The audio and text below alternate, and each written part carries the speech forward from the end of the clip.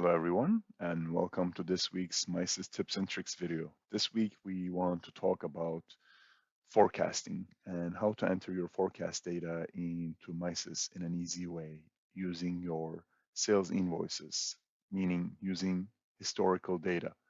As you know, MRP engine is one of the most powerful modules in MISys, and MISys MRP requires you to enter demand signals so that it can plan ahead for your purchasing and for your manufacturing.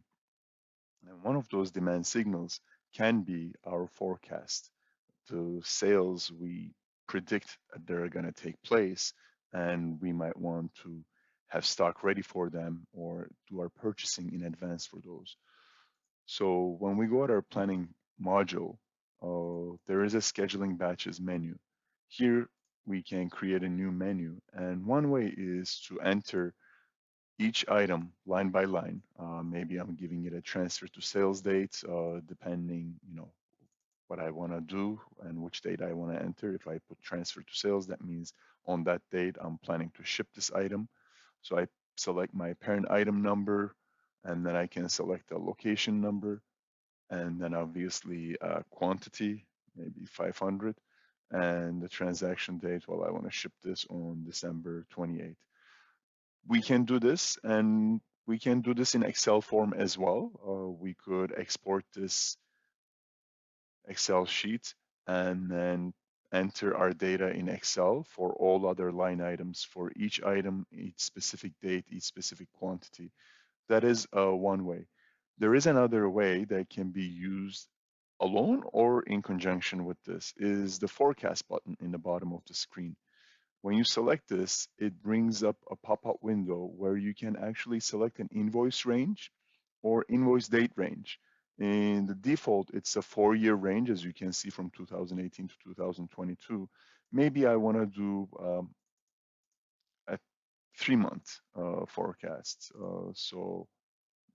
Sorry, let's do a 3-month forecast from beginning of September this year and maybe end of December uh, this year, if I have any invoices. I could select invoices and or estimates. I tend to go with invoices because these are actualized sales.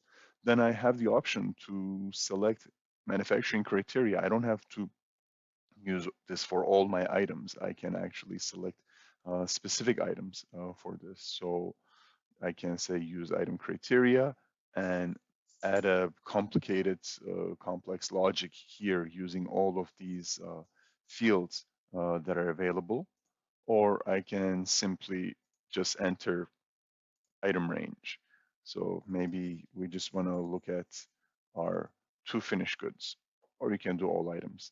Then it allows you to scale this quantity. Maybe in the last 3 months, you had sales, but in the coming 3 months, you expect those sales to go up by 5%. So you could enter 0.5 here to increase that by 5%, and it would increase that.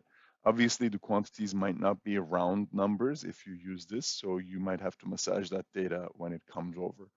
So here, what is need to be set is the offset date.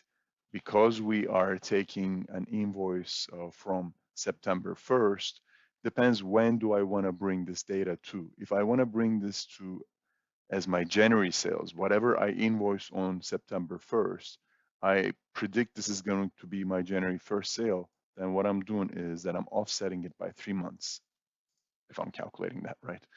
And once I hit retrieve, it will connect to my accounting software, whatever that might be. In this case, this database is connected to QuickBooks. So it is going to QuickBooks and looking for all the invoices that satisfy this criteria and brings them over. So the parent items are FG 1001 and FG 2001.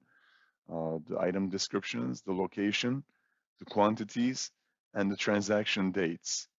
Okay, so you will notice that it brought them over 3 months. So September 28th, 2020 became December 28th, 2020. And so for all the items. I could further offset them by using another offset here. Maybe I want to offset it for another month, or I want to use it this way. But this is a very easy way of creating your forecast based on your historical data from your sales invoices. I hope this helps you use MISys more effectively.